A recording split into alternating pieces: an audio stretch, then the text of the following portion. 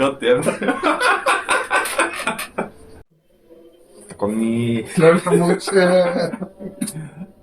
الاخبار بتمثل طبعا. تمام ايه الاخبار؟ تمام والله والله. الحمد لله. ليك وحشه والله. الحمد ايه لله. لك العصير ناقص سكر. يا جدع؟ الحمد لله. ناقص سكر. والله مش بخله والله يا جماعه. ولا هو بيحب يقلل السكريات. انا مال امي بقى. دايت انا مالي بنوفر السكر. بنوفر في الدايت.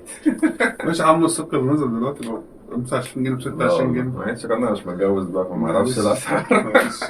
احنا حاسين بأسعار البورصة، حاسين بكل حاجة. والله الحمد لله. الحمد لله. ايه الاخبار؟ تمام والله. هنتكلم في ايه النهارده كله؟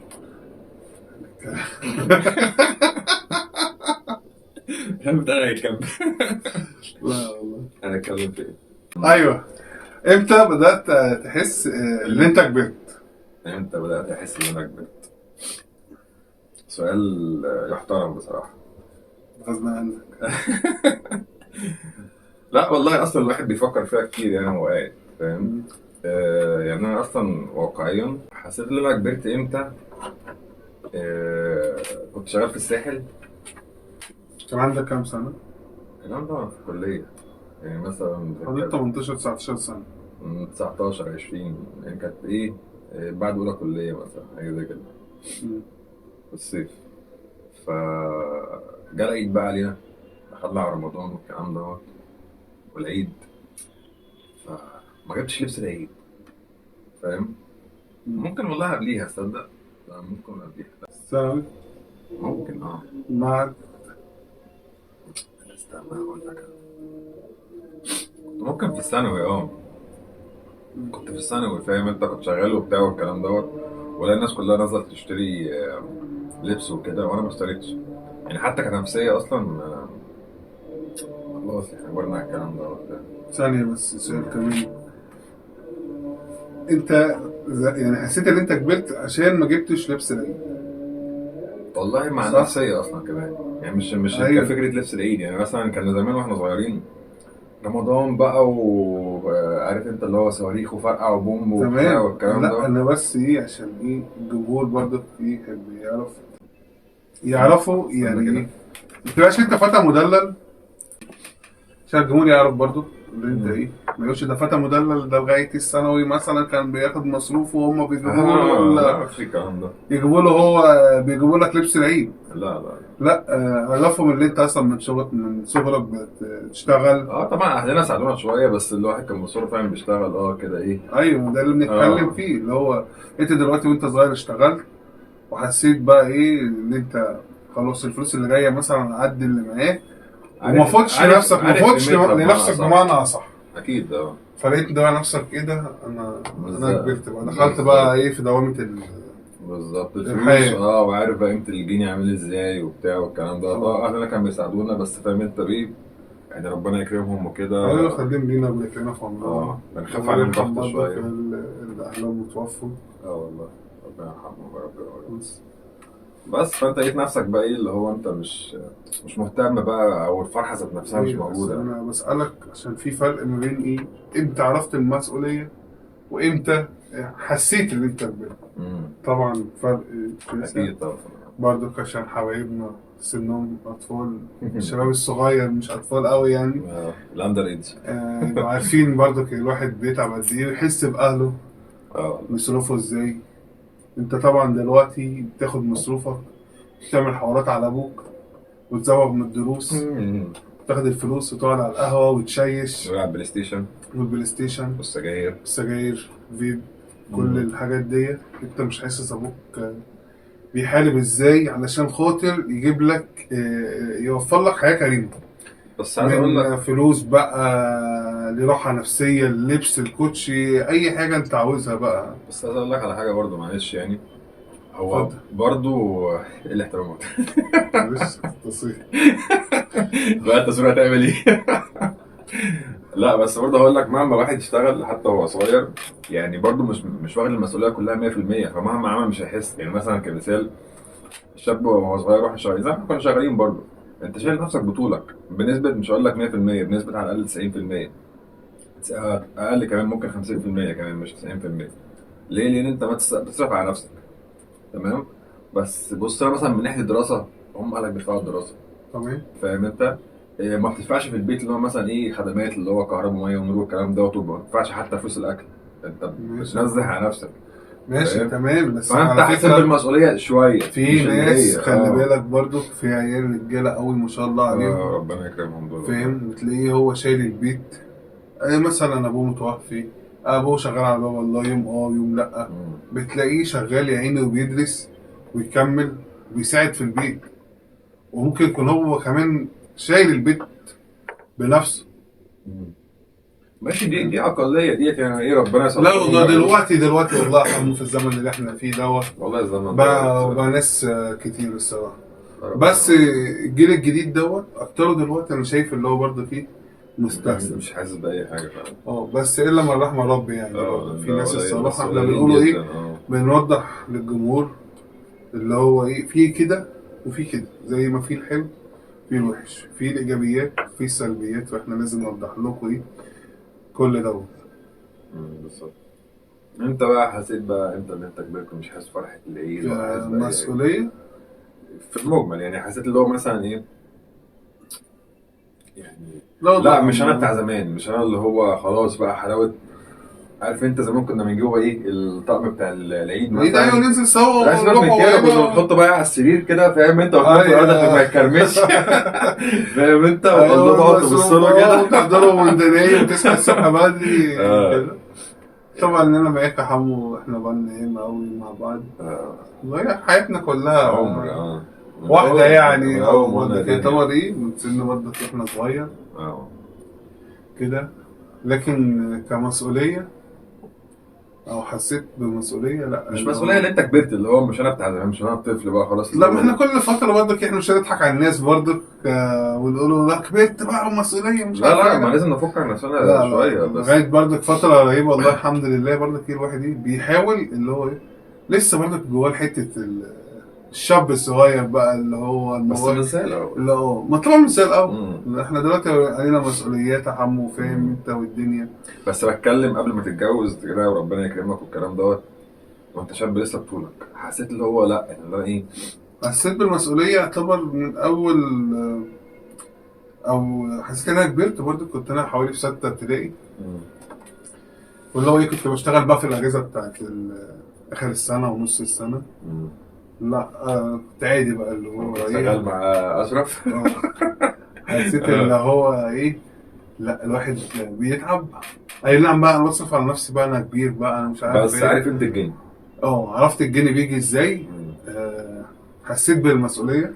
اكيد طبعا. طبعا بقى ايه، خلاص نيجي بقى المدرسة بنرجع ناخد المصروف عادي، مش عارف ايه لا بس اقول لك على حاجه، بس كده. انت لما واحد يشتغل تمام، بتحس يعني مثلا كمثال يعني، لو انت قبل ما تشتغل مثلا اخدت زمان كان مصروفنا حوالي نص جنيه وربع جنيه، والحاجات دي مش زي دلوقتي اه يعني 50 و100. احنا كمان يا حمو لو تفتكر كده كنا بنعمل مشاريع اصلا من قبل ستة ابتدائي. مشروع التين. تاني الشوكي. كنا بناكلين واحنا ننزل واقفين. ننزل الوكالة. والله برضه جت عليا فترة كده اللي هو مم. ايه، شوية بسكوت اه. وماستيكا ليفينيا عشان الجماعة بتاع القاهرة. ايه تاني، شوية حلويات يعني كده، فاهم انت، تنزل الصبح اي قبل ما ابوك يجي من الشغل عشان ما يزعلكش مم. ويبهدل لك الحاجة. مم. برضه كنت انسى نفسي كده ويجي يقفشني، ايه اللي انت بتعمله دوت، انا مش حامك من حاجه، فربنا ربنا يخليك. يديله الصحه كده ويعافيه يا رب امين. ويشفيه كده ويبارك لنا في عمره. امين. لا فكان كان عاوزنا اللي هو ايه نتدلع على حسه بقى كده، وما آه. نبقاش مضطرين. بس في نفس بس في الوقت نفس الوقت فرح بينا فعلا انت اول بقى حسيت ايه. بالمسؤوليه اللي بالظبط. انت بسن صغير كده ما شاء الله عليك برضه كده بتجيب عندي مصروفك. راجل فاهم انت، مش متدلع يعني، تربيتي صح. فهي تبقى ايه حبة كده وحبة كده، وبعدين مم. احنا ايه برضه ايه اخر الجيل المحترمين الحمد لله، اه. فاهم. اه والله. فاللي هو مم. احنا ساعات برضه بنلوم نفسنا انا ومحمد، نبقى قاعدين على القهوة كده مثلا ولا حاجة، ولا رايحين مشوار ونبص ايه ده، ايه الناس ديت انتوا. الجيل الجديد اه مش ما شافش تربيه خالص بصراحه يعني. الا مسيحنا. لما شويه يعني، في شويه صغيرين بصراحه يعني هم محترمين، ونادرا ايوه دلوقتي. بس الاغلبية ايه يا محمد. الاغلبيه لا، الاغلبيه رايحين في داهيه بصراحه يعني. احنا بنتكلم يعني احنا زمان مثلا ايامنا كنا مثلا لو فكرنا نتعاركوا كمثال يعني، والشتايم بتاعتنا كانت اللي هي ايه، حاجه عبيطه. لا لا لا، من غير الشتايم، من غير الشتايم، بس بس بدي كمثال. والله لو حصل مشكله والله فاهم، أيوة. وتلاقي واحد كبير جاركو والله سن حتى أبوك، لو مش جاركم. بتشوفه او حتى مش جاركو، بتشوفه اللي هو ايه، خلاص يا عمي حاضر، ودماغك في الارض، وما تفتحش بقك، مم. ما تفتحش بقك خالص معايا. لا ده هي الكلمة كده. ده مقامه كبير زي ابويا، ما ينفعش ان انا ارد عليه. ولحد دلوقتي الحمد لله. تربيتنا لكن احنا لكن في الجيل دوت انت لكن ليه يا الجيل عم؟ الصغير تلاقي العيل فاهم. 10 سنين فاهم انت، وسايق توك توك. والله بغض النظر عن التوك توك، حتى لو مش سايق توك توك، العيال لا هم مش معنى كده اللي سواقين التكاتك حاجه لا، وحشه، لا احنا بنتكلم اللي هو ايه، فرحان بقى، عايز يعيش دور الشبح فاهم انت، والسجاير اليومية والسجاير وصوته قد كده ويشهر ويسب الدين ويطلع على التيك توك والكلام ده. القرف دوت والله حاجة. اللي هم واخدين سب الدين، استغفر الله العظيم يا رب، بقت لبانه في بقهم.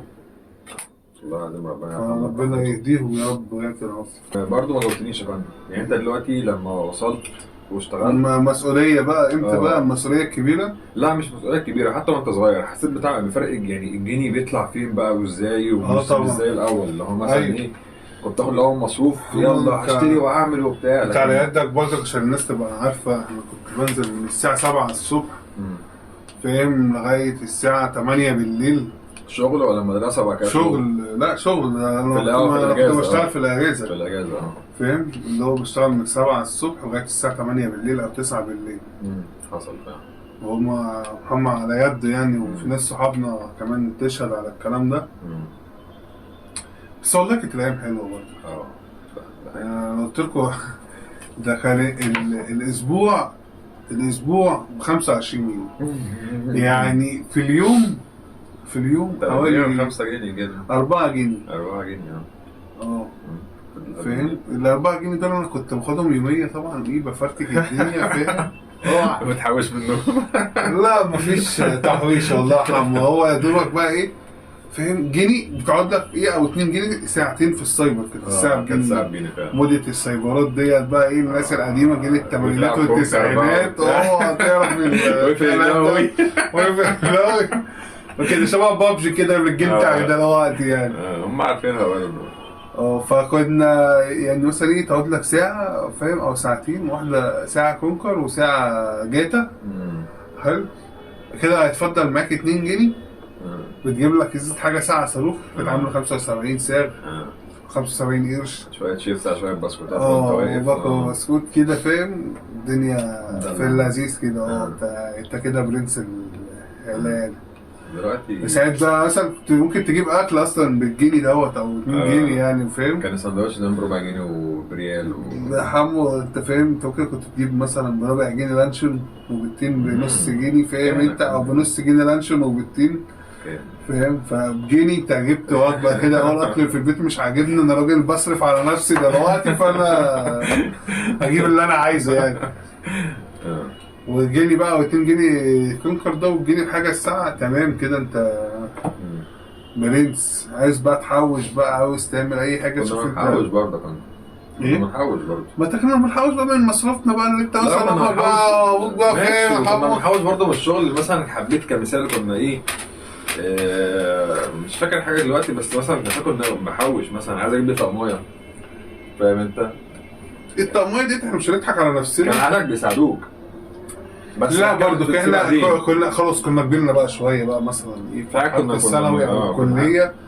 خلاص انت بتشتغل مثلا تاخد لك 500 جنيه 600 جنيه فاهم.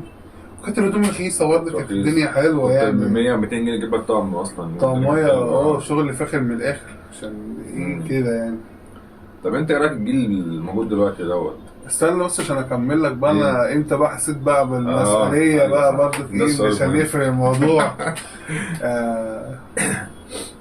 اول لما اشتغلت بقى، اول ما ربنا كرمني كده بقى ايه، الشغل في الشركه كموظف بقى. خلاص اشتغلت في شركه ولا انا راجل موظف دوت، كان الالتزام حقيقي. حسيت بقى بابويا تعب قد ايه في تربيتنا. فحسيت بالجنيه بيجي ازاي، كل حاجه والله الصراحه يعني. ربنا يديله الصحه وكده ويبارك له. لا حسيت بقيمه ابويا فعلا، وحسيت اكتر واكتر لما ربنا كرمني واتجوزت الحمد لله، وحسيت بقيت شايل كل حاجه بقى خلاص. عانيت الشباب بقى من مصاريف بقى، جور، ميه، غاز، كهرباء، اكل، فاهم؟ انت لا قدر الله تعبان، عيالك تعبانين، عايز تروح لدكتور، عايز تودي عيالك للدكتور تطمن عليهم. ربك بيدبرها برضه. طبعا ربنا بيرزق، طبعا. بس احنا بنتكلم ايه يعني، ايه ربنا قال لنا برضه كده، اعقلها وتوكل، فاهم؟ هو ربنا ما بيسيبناش الحمد لله ونعم بالله. ونعم بالله. بس برضك يعني الدنيا مش احسن حاجه، الحمد لله. بس احنا بنقول ايه في الاول في الاخر الحمد لله، ربنا هو اللي بيرزق وربنا اللي عالم من حالنا. يعني ساعات فخامة الرئيس يا عم انا تعب بينا شويه، بس يعني انا مش قصها والله. قصها رئيس الشركه عشان ما يوصلش. اسمه الرئيس تاني ايه اللي هو متولي، اسمه ايه اللي بيغني ده؟ متقال. الرئيس متقال. ايه اللي يهتم بينا شويه، نزل لنا اغنيتين في الاسبوع. طيب نصيحه بقى ننصحها مثلا للجيل الجديد دوت كده، مختصره، نصيحه مختصره مالناش دعوه باخلاقهم دلوقتي، نتكلم ممكن فيها في موضوع تاني، في حلقه تانيه او حاجه زي كده، في فيديو تاني. يعني هنوجه لهم كذا نصيحه ليهم ولاهلهم، بس انت دلوقتي مثلا كنصيحه للشاب، لو حد شاف الفيديو بتاعنا ان شاء الله يعني، ان شاء الله، حتى لو واحد بس اخذ بنصيحتنا يعني، تمام؟ نقول النصيحه اكيد يعني مختصره كده، اللي هو مثلا ايه. لا هقول لك الخلاصه حلوه قوي، نصيحه حلوه قوي ان شاء الله الشباب يعملوا بيها. ارجع صلي. اكيد صح طبعا. ده اهم نقطه، لازم يبقى في تواصل معاك وربنا. تواصل بيننا وبين ربنا، وعشان ربنا يكرمنا ان شاء الله. هو كده كده بيكرمنا، هو بيرزق المسلم وبيرزق المسيحي وبيرزق اليهودي، كل واحد على حسب عمله. فانت كل اللي عليك اللي انت بتسعى، واللي انت تتقي ربنا في اكل عيشك، في شغلك، في امك وابوك، في حياتك. مش هقول احنا بقى شيوخ واولياء واللي احنا مقطعين سجادة الصلاة واللي احنا ملتزمين قوي، لا، بس ربنا يرزقنا برضه في الهداية برضه. بس احنا بنقوله ايه، يا ريت والله كلنا نرجع نصلي ونقرب من ربنا، هتلاقي دنيتك انتظمت. ليه؟ لان انت راجل بتحافظ على الصلاة مواظب عليها، هتلاقي حياتك بقت منظمة، هتعرف تنظم حياتك كلها.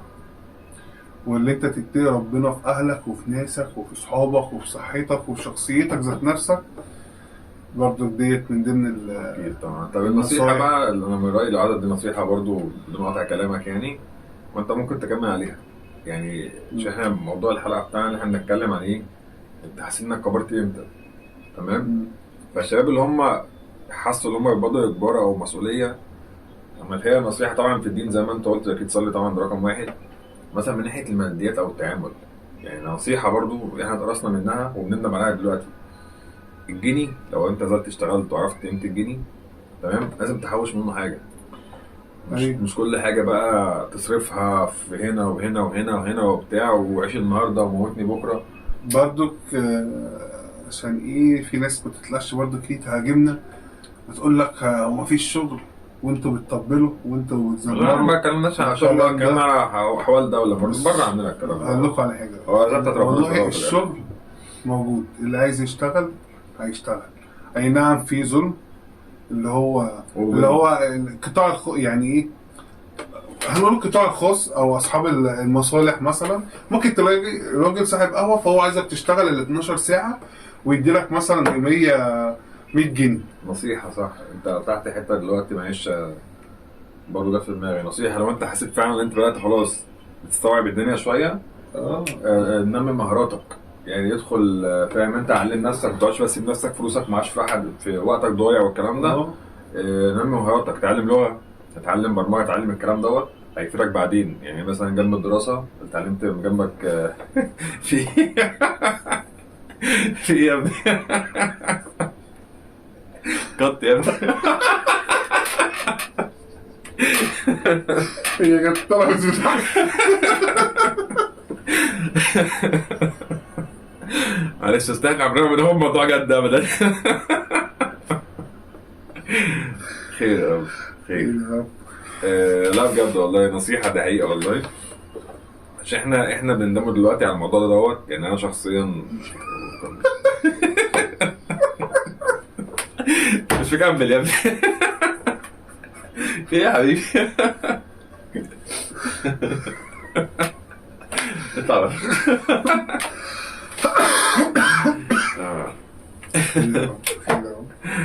خير ان شاء الله. هكمل ولا هتضحك؟ كنت نسيتني. نرجع. لازم نكمل تنمي مهاراتك. بجد. فاهم؟ وحاول ان انت ما تنميش مهاراتك في المهرجانات والرقص. ما تستهزئش بقى وتطلع على التيك توك وكبس وشير. دي حاجه ليها مده وهتروح، يعني مثلا ما تقولش مثلا بص مثلا الفنان الفلاني بيغني وهو شكله عامل ازاي ولا صوته عامل ازاي ولا فلان لعيب كوره. يعني هو ربنا بيديه عشان يختبره، على فكره واخدين بالكم، ربنا بيديه عشان يختبره. ايوه مع الشهره مثلا، مع الفلوس دي هيعمل بيها ايه؟ هل هيعمل بيها خير؟ هيعمل بيها شر؟ كنت هتبقى القعده اللي احنا فيها يا عم. جرت الضحك والله. والله انت نافع. المهم الحوار التيك توك والسوشيال ميديا عامة حلو وبيجيب فلوس وهو اللي شغال دلوقتي، بس لو انت هتعمله في حاجة هادفة، مش الهلس اللي هو بيطلع كبس ويرقص، يبقى انت راجل وبترقص. يعني هو التيك توك واليوتيوب والفيس كل ده سلاح ذو حدين. اكيد طبعا. زي الكوبايه كده الفاضيه، انت بتجيبها ممكن تشرب فيها ميه او عصير وممكن تشرب فيها خمر. فاهم؟ هي معنى كده بقى الكوبايه حرام؟ لا، انت افعالك يا باشا، انت اللي بتحدد انت عاوز ايه. انت اللي عايز تشرب ميه تشرب حلال ولا عايز تشرب خمره وسكر. فلا، انت اللي بتحدد. فانت ايه، زي ما كان في اهلنا زمان بيقولوا مثل اتجمس بالجميز. يعني ايه اتجمس بالجميز؟ انت شايف ان الشغل دلوقتي المتاح اللي قدامك شغل بهدله و12 ساعه و18 ساعه ومرتبات قليله. لا والله، انت ممكن تشتغل. تعالى على نفسك، هي كده كده الدنيا بايظه. تعالى على نفسك، فاهم؟ هتحوش لك مليمين، تحاول بقى تعمل لك مشروع. يا عم حتى لو مش مشروع، عشان المشاريع دلوقتي بقت غاليه مثلا، بس بتكلم ايه اللي هو تنميه المهارات والكلام ده. احنا بنتكلم اهو برضه. هو يعني مثلا هو عايز اللي هو يبقى عنده صاحب مشروع ايا كان. ماشي، ما هو ده مش هيبقى من يوم وليله، عشان نتكلم برضه على الدغري. فاهم انت؟ ما انا صاحب مشروع اهو رايح مش شغال معانا. لا عادي والله حمو. بص، هي ارزاق وكلها وقت، بس انا بتكلم في اختبارات من ربنا. بس انا عايز اوضح نقطه، اللي هو مثلا كمثال، هو واحد بيبدا من الصفر خالص. تمام. هيبدا مشروع ازاي؟ هيشتغل. بس انا بتكلم وجهه نظري اللي هو ايه، هتشتغل هتتبهدل في الاول. حلو الكلام؟ ما ده اللي انا بقول. اسمع بس، هتشتغل تستحمل شويه الشغل يا عم سنه مثلا، بس خلال السنه وانت مثلا بتاخد قبضك، ومعلش في الكلمه، عرفت تحوش لك من قبضك شويه كمثال جزء، في الاخر هيعمل معاك مثلا بتاع 2000 3، مش هقول لك كتير. هحط لك يا عم كورس انجليزي، عرفت تعمل برضك مصلحه وانت شغال. عرفت تعمل مصلحه، ماشي. مش معنى كده ان انت تبقى شغال انا هسيب الشغل واعمل مشروع انا راجل معلم. لا طبعا. لا يا باشا، اشتغل هنا واسعى وربنا ان شاء الله هيكرمك. امين. فاهم؟ ايا بقى كان انت شغال ايه بقى، وشغال موظف حكومي، شغال في موظف قطاع خاص، فاهم؟ انت ممكن تعمل لك مليمين، فاهم؟ ربنا يكرمك. تجيب لك مثلا موتوسيكل، سكوتر مثلا، تشتغل بيه في طلبات، تشتغل بيه ديليفري، تشتغل اي حاجه يعني. بس انا بتكلم عن نقطه الاستثمار في النفس. سيبك من المصلحه على جنب، ده شيء اساسي. ايوه، هو تستثمر في نفسك، ما تبقاش قاعد مضيع وقتك. يعني المشكله يعني ايه؟ كان ناشئ على الحجر بالظبط. انت العلم في الصغر. انت مثلا كنت صغير كمثال، دماغك بتستوعب اكتر. يوم ما توصل مثلا 25 و 30، يعني دماغك وانت صغير بتستوعب اكتر مننا. فالفكره كلها لو انت مثلا متخرج اتعلمت لغه مع حاجه فوتوشوب ما اعرفش ايه، بعد 4 5 سنين هتلاقي نفسك بقيت كويس. حبيت تسافر هتسافر، حبيت تشتغل اونلاين هتشتغل اونلاين. ومعيش في الكلمه، في الحالتين لو انت معاك مهاره او معاك لغه او معاك حاجه كويسه. ايوه، ده اللي احنا قصدنا عليه. انت يبقى معاك لغه بحيث ان ربنا كرمك وجات لك سفريه او اي حاجه، حتى لو من هنا، فاهم؟ او من هنا. بس انت ايه اسمك معاك. ولو هتبص على الماديات، لغه. لو هتبص على الماديات، لو ربنا كرمه في الحوار مثلا كمثال البرمجه وفوتوشوب، شغل مع اللغه والكلام دوت، لو اشتغل فيها هيمسك فلوس احسن من اللي هم بيطلعوا هيوصل على نفسهم دول. فاهم؟ ايوه طبعا. ربنا يكرمه. يعني انت معلش ممكن تاخد في مشروع واحد، لو ربنا كرمك في الموضوع دوت يمسك معاك الوفات الالوفات، ممكن تدخل في الملايين كمان. طبعا. فربنا يكرمهم والله ويهديهم لنفسهم قبل اي حاجه، عشان الواحد بقى بيشوف مناظر الزباله دلوقتي بصراحه يعني. تلاقي الله يرحمه. شاب قد كده وبيبجح يا وسطه قد كده. للجميع. اه والله كبير وصغير والله فعلا. وقبل ما ننهي الحلقة نسينا نقول لكم إن دي حلقة برعاية فوركس. فوركس. بس لازم ندعم أخونا محمد. يا عم لا تعمل مشروع. انا شحاته ولا مش دلوقتي لما نتشهر.